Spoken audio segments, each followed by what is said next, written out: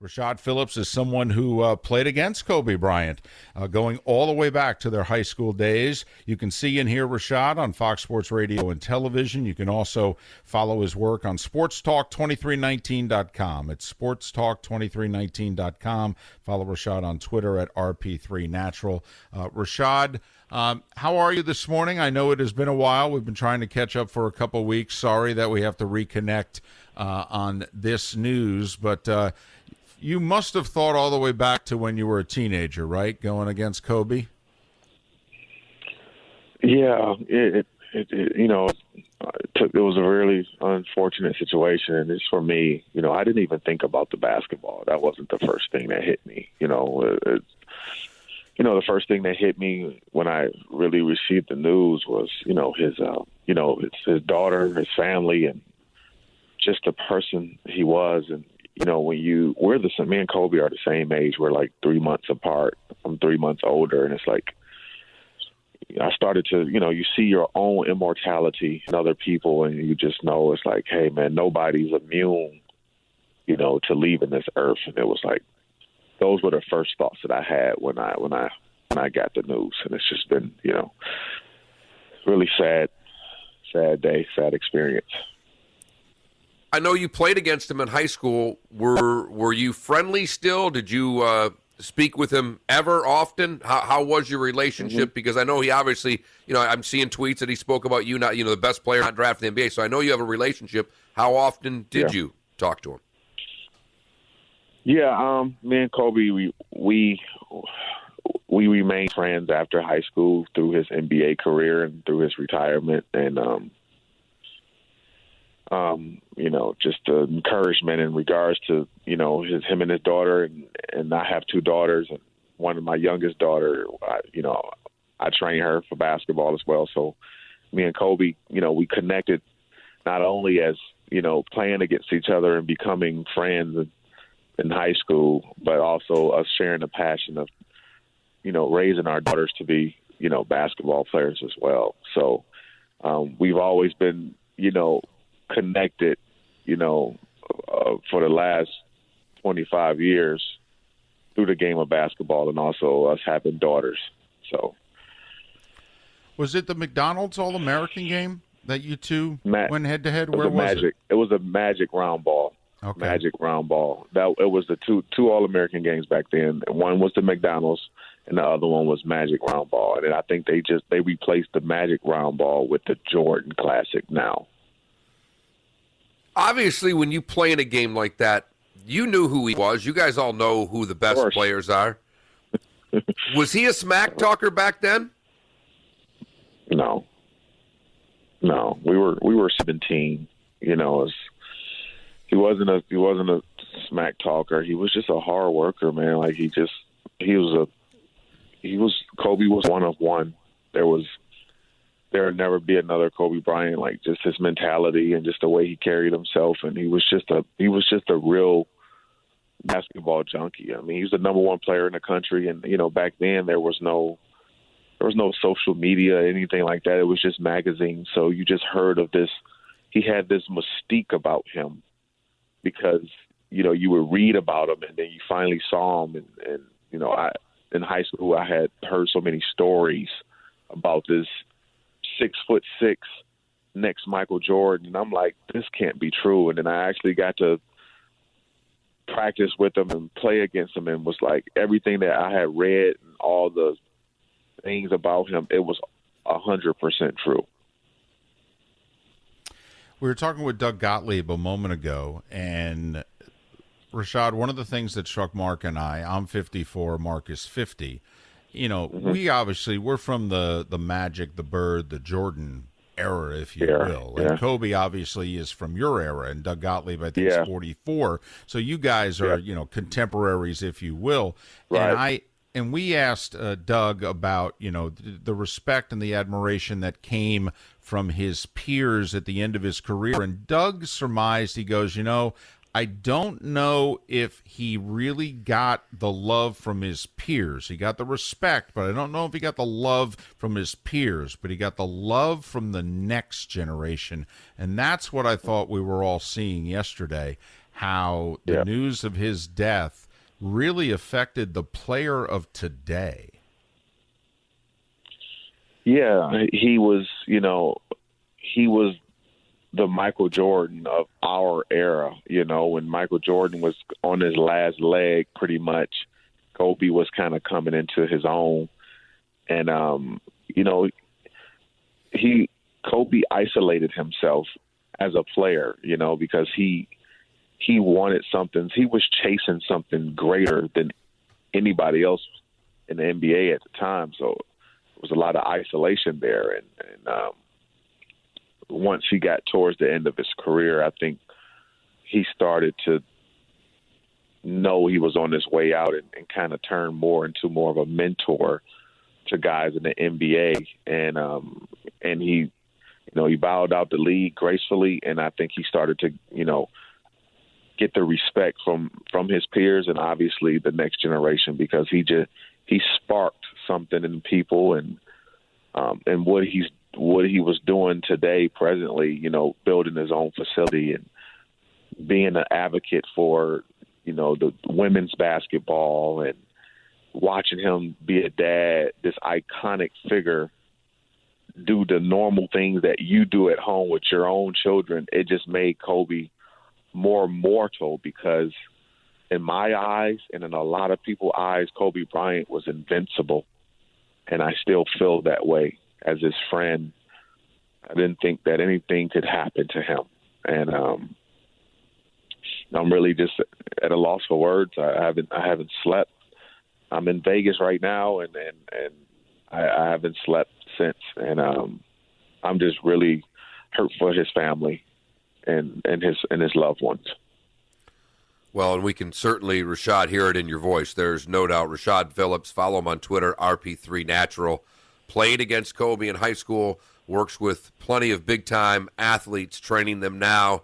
A bunch of kids that want to be the next Kobe. Sometimes go see Rashad Phillips for their help. But as you mentioned, you have daughters. He had daughters.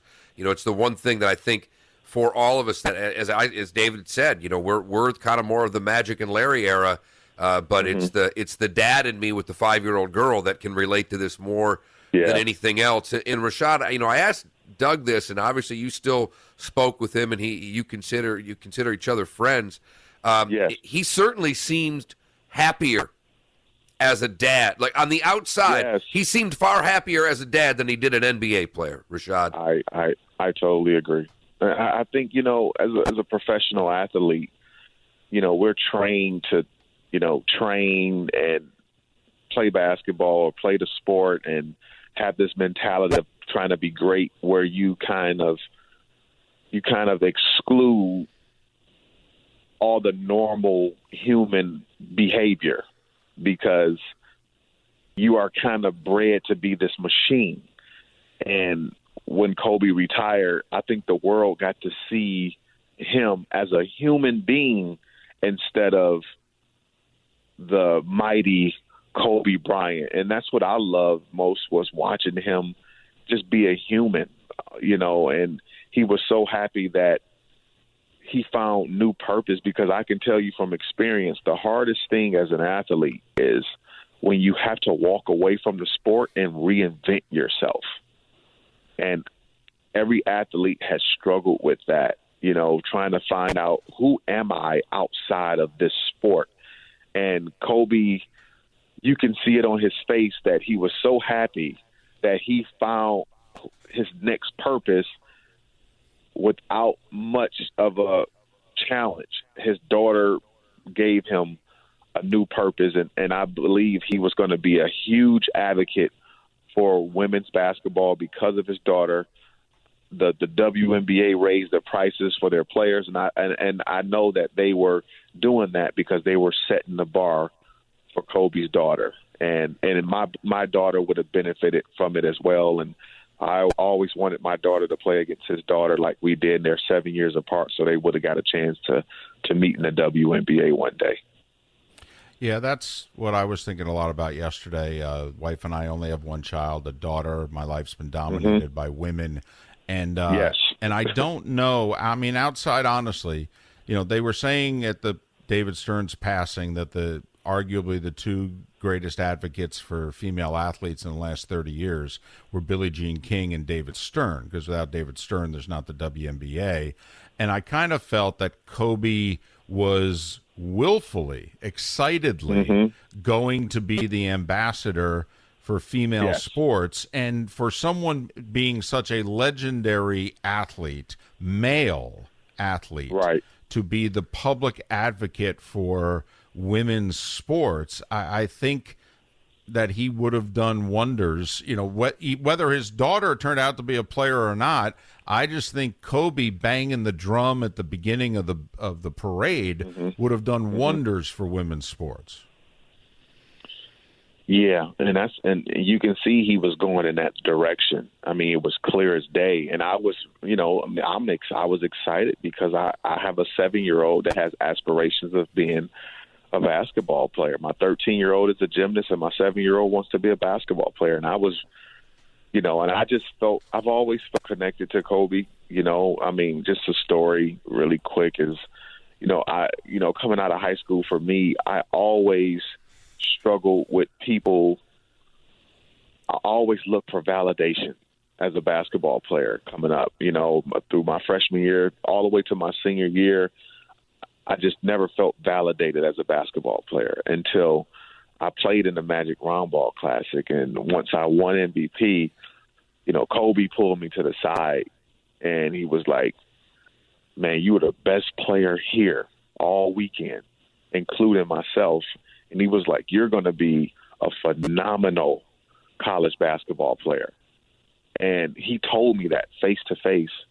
And when he told me that we both were 17 years old, it was just like I took that confidence that Kobe gave me, us being the same age, but he put something, he instilled that in me at 17 years old, and I took that story with me all the way to college. And when I became the all-time leading scorer, I felt like Kobe was part of that because of the speech he gave me in high school. And we had obviously various conversations after college and throughout the professional ranks when I was overseas and not doing well and, leaving overseas, getting cut here or not getting paid from a country. Kobe would leave me tickets to come to the Piston games, and he would always look me in the eye after the game and say, it's going to be okay. You're going to get through this. And he was just so much more to me. He was one of one. I'm going to truly miss him. Rashad Phillips, sportstalk2319.com is where you can see his work. Follow him on Twitter at RP3Natural on Twitter. Rashad, people have transformations, and I just keep going. Excuse me, I keep going back to the dad part of it for him. But when you go through Kobe's career, are there moments that, because he was as a basketball player, he was a killer. I mean, he just was. He did not want to be liked. He learned that from Jordan. He wanted, he hated his opponent. And David and I are huge admirers of players who play like that. Do we have players like that today? When you're teaching young kids, because, it changed. As you mentioned, when you played in that Magic Roundball, you didn't know who he was. By the time these kids are 17 now, not only do they know who everybody was, they've all met and they're all friends. And to some of the old guys, we get ticked off about that because we want the hatred to be on the court. We don't want it off the court, but we sure as hell want it on the court. Is that still there? Is Kobe maybe the last of that style of player? Do we still have guys like that? Kobe was the last of a dying breed. He held the torch for our generation. He was the last of a dying breed. We don't have any more like that. I mean, you got instances of a few guys that have that. Kawhi Leonard's like that, Russell Westbrook's like that, but those are the only two guys. Chris Paul, like, he fits in that. Like, there's only a handful of guys that are like that today. And Kobe, I tell people this all the time, and I'm not just saying that now, but I was just sitting in the car with my close friend the other day, 2 days ago, and he was asking me about where does Kobe rank that's the question everybody asks. Where does he rank in your list, Rashad? And I said, Kobe Bryant to me, and I just said this 2 days ago. I said, Kobe Bryant to me is the most skilled basketball player that we'll ever see. I said, so I don't know what that is in ranking wise, but in my book, he's top 5 because he's the most skilled basketball player ever that I've ever seen to this day. I don't think it's a coincidence that the first 2 athletes that you mentioned there in terms of present day NBA players who have maybe a little bit of Kobe's attitude, Westbrook and Kawhi, both SoCal guys. Okay, don't think it's a coincidence either that they're like that growing up. Obviously Kobe had to be the guy growing up. Yep. Rashad, we can hear the pain in your voice. Our condolences to you. Our great thanks for joining us. All the best going forward. And I know we've been reaching out for the last couple weeks wanting to get you on the show again. Hopefully we can do this on a more regular basis. Thank you guys so much for having me. It's always a pleasure to be on your wonderful show. Thank you guys.